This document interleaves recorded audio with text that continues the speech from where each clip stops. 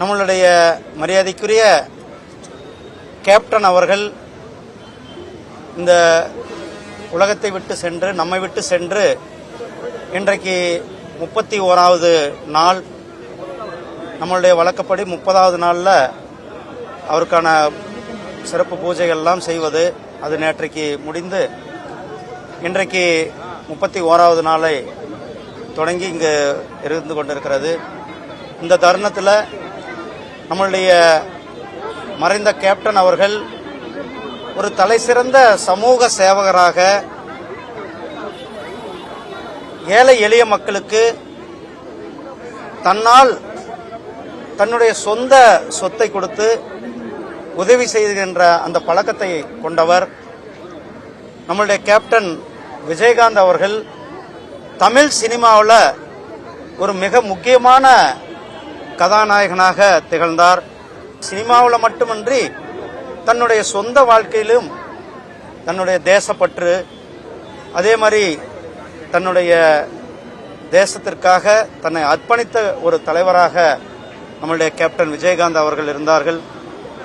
அவருடைய சேவையை போற்றும் விதமாக மத்திய அரசாங்கம், மாண்புமிகு பாரத பிரதமர் திரு நரேந்திர மோடிஜி அவர்கள் அவருக்கு உயர்ந்த விருதான பத்மபூஷன் விருதானது கொடுத்து அவருடைய சேவையை பாராட்டி மத்திய அரசாங்கம் அவரை கௌரவித்திருக்கிறது நமக்கெல்லாம் தெரியும்.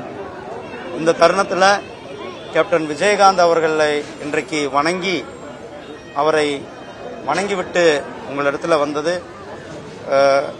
அவருடைய புகழ் எப்பொழுதும் ஓங்கி இந்த மக்களுக்கு ஒரு முன்னுதாரணமாக தலைவராக திகழ்ந்தார்.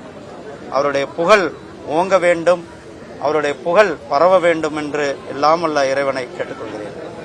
இந்த அவார்டை பொறுத்தளவுக்கு மிகவும் மெரிட்டாக யாருக்கு கொடுக்க வேண்டும், அதாவது பத்மா அவார்டு இந்த நம்முடைய மாண்புமிகு பிரதமர் திரு நரேந்திர மோடிஜி அவர்கள் வந்த பிறகு சாமானிய மக்களுக்கும் அது சென்று சேரும் என்ற அந்த நடைமுறையை கொண்டு வந்திருக்கிறார்கள். குறிப்பாக மேட்டுப்பாளையத்தில் கூட ஒரு சாதாரண விவசாயிக்கு பத்மஸ்ரீ அவார்டு கொடுக்கப்பட்டிருக்கிறது. அதே போல நம்மளுடைய கேப்டன் அவர்களுடைய சேவை, அவர் ஒரு தலை சிறந்த சினிமா நடிகரோடு இல்லாமல் ஒரு சமூக சேவகராக இன்றைக்கும் அவருடைய பேரில் அன்னதானமானது தொடர்ந்து கொண்டிருக்கிறது.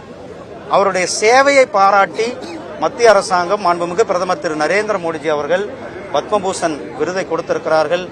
பிரதமர் எப்பொழுதுமே நம்முடைய மாண்புமிகு மரியாதைக்குரிய திரு கேப்டன் அவர்கள் மேல ஒரு தனிப்பட்ட முறையில் ஒரு சகோதரனாக அவரை பாவித்தார்கள். அவர் மேல ஒரு மரியாதை கொண்டிருந்தார்கள். கேப்டன் அவர்களும் நம்முடைய மாண்புமிகு பிரதமர் திரு நரேந்திர மோடிஜி அவர்கள் மேல ஒரு அன்பையும் பாசத்தையும் பொழிந்த தருணத்தை நாம் தெரியும்.